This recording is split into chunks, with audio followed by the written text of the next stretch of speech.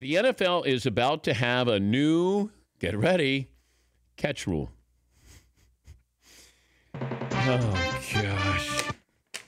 Every year. You know what? And they make us sound like, we're crying wolf. The sky is falling when we say, this catch rule, you're making it more complicated. The NFL's rulemaking committee is poised to change the sport's controversial catch rule by eliminating provisions related to slight movement of the football in the receiver's hands and going to the ground requirement.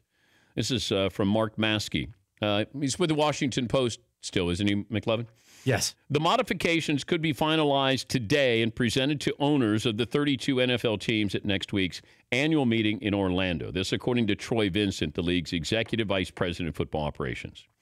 We worked backwards, Vincent said in a phone interview. We looked at plays and said, do you want that to be a catch?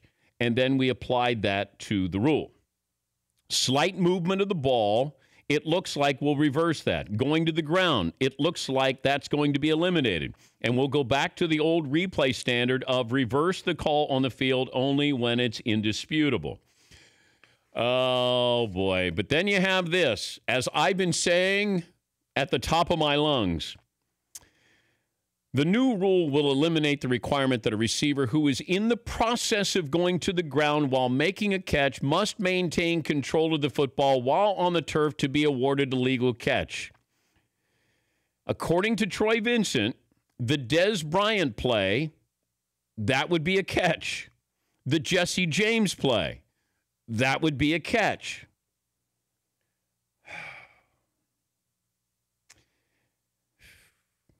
Now, if you're a Steeler fan or a Cowboy fan and you hear that, you're like, yeah, we know that. It doesn't make you feel any better because I said at the time, even said that to Aaron Rodgers at the Super Bowl. Man, the Des Bryant play was a catch. Jesse James's catch was a catch. And people do point this out. I understand it. The officials are only officiating by the letter of the rule. So, given how the rule is written, they're following the rule. Okay, I have a problem with that rule because it's silly. You penalize somebody making an athletic move. Des Bryant's move was an athletic move. Jesse James caught, went to the ground. Even if I fumble it, I still had a catch. All right? This complete the process, all this embarrassing stuff that the NFL has just piled on. We've been saying, simplify this. Thank you for listening. Thank you, Commissioner. Yes, Paulie. Does that count as a 3-year review of the Des Bryant catch after 3 years under the hood? We come out, it's a catch. Just took us 3 years. Guy comes out with a long beard. He looks like David Letterman. Yeah. And let's go down to the field. It's a catch. He's still using MySpace. Under the hood.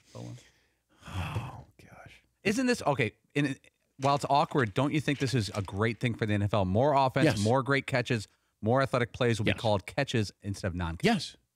Yes. It just took 3 years. But they wouldn't admit they made a mistake with Calvin Johnson. That's how this started. They almost got burned on the Zach Ertz play, and I was hoping they would because we didn't know if it was a catch. Did he have it long enough? Corey Clement, Chris Collinsworth was apoplectic, saying that would not be a catch during the regular season. And it got to the point where we were slowing this down with frame by frame, and if any movement took place, I don't care if you fumble it out, on the sidelines. I don't care. Did you catch it in bounds? I don't care. If you fumble in the end zone and you recover, it's a touchdown. It's, did you survive the ground? Did you complete the process? So the NFL is just cleaning up their mess that they could have cleaned up a long time ago. A lot of it is just logic. Like, did you catch it?